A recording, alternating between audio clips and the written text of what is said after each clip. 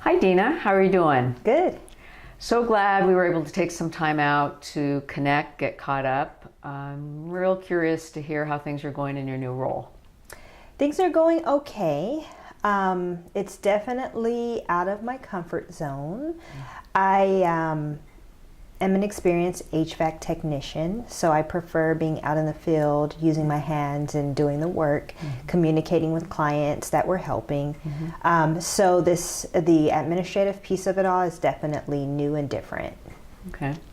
So what are you finding most challenging in that? Most challenging is the management piece, being responsible for staff and having more administrative work than I'm used to. Okay. So let's start with the staff. What are some of the difficulty or challenges you're facing with managing staff? It's being responsible for the work product that they put out and being responsible for them overall, making sure that they are doing what they're supposed to do and making sure that it's done correctly so that it positively reflects the organization. Okay. Yeah, and I think that is different from being a individual contributor as you were as a technician to now assuming the role and responsibility as a manager. So you're getting work done through others. Right. So as a result, that means you have to understand who your team members are and how they best perform. So what do you know about your team? I don't know much, honestly. We all were initially kind of working together and we had our individual items that we were responsible for completing. And so I just know them through, being former colleagues. I don't really know how they are within their own perspective work environments. Okay. So let's explore what you might do going forward to get to know them better and to get to know more about their style, what motivates them. So what do you think you can do to learn more about that?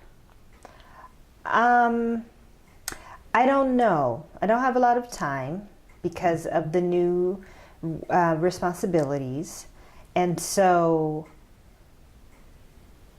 I don't know. Okay.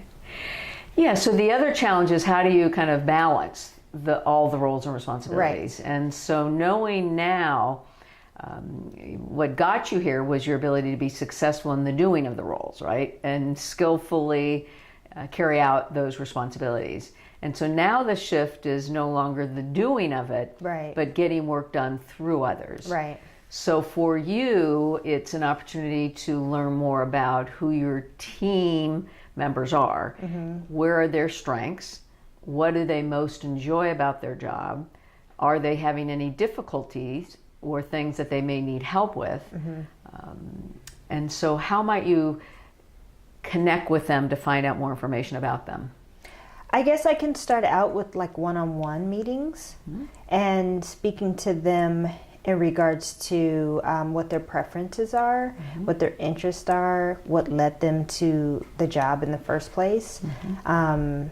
And really just kind of seek to get to know them as individuals versus looking at them as a team. Very good. So maybe the next step would be scheduling individual meetings to spend a little more time getting to know them so you can better understand their strengths. Right. And then how to delegate work. Correct. Okay.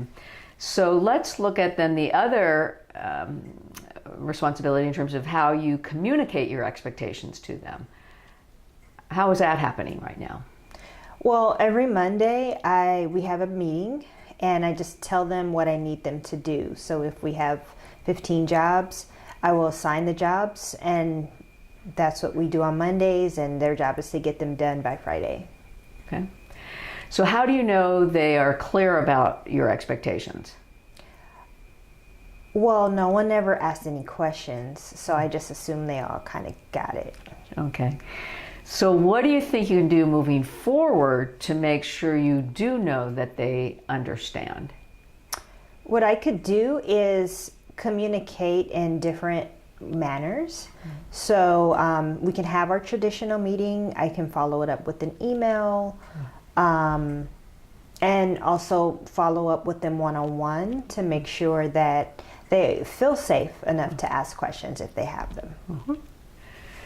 Excellent. So the key is telling them your expectation is a one-way communication. Right. So how to involve them so it's two-way would be to ask them clarifying questions, right? Okay.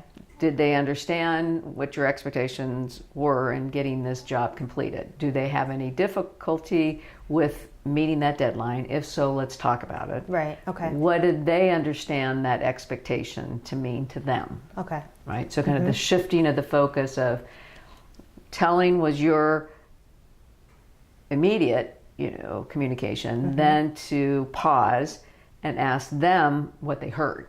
Yes, absolutely. Right? And then ask them clarifying questions as would there be any difficulty in carrying that out? Okay. Okay? All right.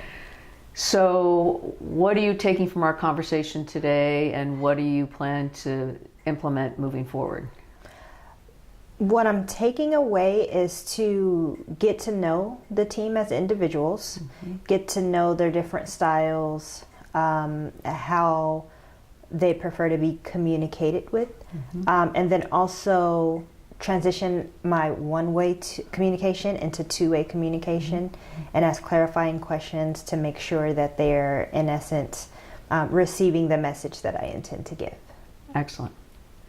Well, I have full confidence in you. I know you're going to make a great manager, and as you grow into this role and get more comfortable with delegating and getting work done through others, I know you will excel. Thank you. Okay. Good luck. Thank you.